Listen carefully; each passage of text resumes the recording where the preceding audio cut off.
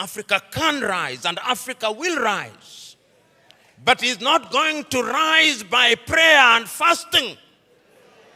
We must pray and fast, but it will not happen. Because the last time I checked, even those of you are believers, when Abraham was taken from Ur of the Chaldeans and given Canaan, it was not on a silver platter. He had to fight the Canaanites. He had to fight the Philistines. That is the nature of divine instruction. Go ye and subdue the world by the sweat of thy brow.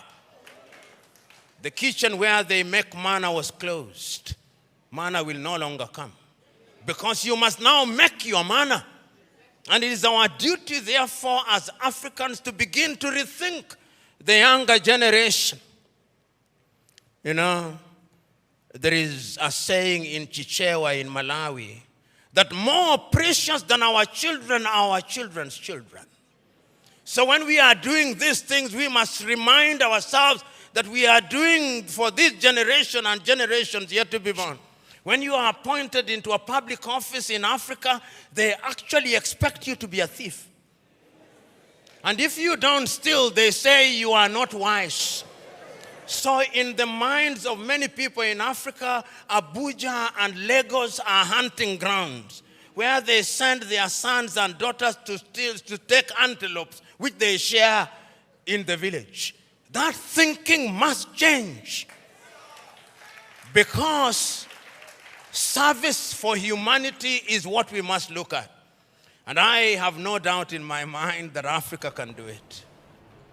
The question is, when will we have our journey to Damascus, like Saul of Tarsus, that we may change? Are we ready for the change? Are we prepared to do that which is right and good because it is right and good? I was involved in the process of making the Constitution jointly with others for 5 years. We produced the Boma's draft. We made many recommendations, some of which were retained in the current Constitution. We said Nairobi should not be a county. You made it into a county. We said we should have no more than 18 counties, between 14 and 18. You created 47 of devolved units, each of which a governor thinks he or she is running a country.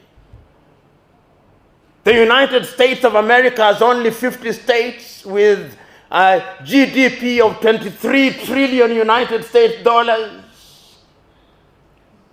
Nigeria has only 37 states. India 37. China 30 provinces. South Africa 9 provinces. We have 47 counties with 47 governors, 47 deputy governors, 47 speakers, 47 deputy speakers, and you tell me that we are going to grow? When a county raises 400 million in a year and consumes 2 billion in a year, we can't grow. Even if there is divine intervention. Seeing Kenyans repeatedly electing individuals in the name of democracy who in other parts of the world would be completely unelectable. We elect comedians. And as one wise man, is it Albert Einstein, who said, when you elect a comedian to take him or her to the palace becomes a circus. And that is why we have what we have today. What is the value of knowing that which is right without doing that which is right? I keep on hearing Kenyans saying, we have a beautiful constitution. What is the beauty of a constitution which you honor and breach? What is it? We can pray and fast all we want, but nothing is going to change until we change. We have individuals in positions of leadership who do not care. They are unmoved and untouched. You accuse an individual of engaging in corruption. He has a mob around him, escorting him to the offices of the Ethics and Anti-Corruption Commission. And he comes out and gives a press conference. Corruption is the most profitable business in Kenya today.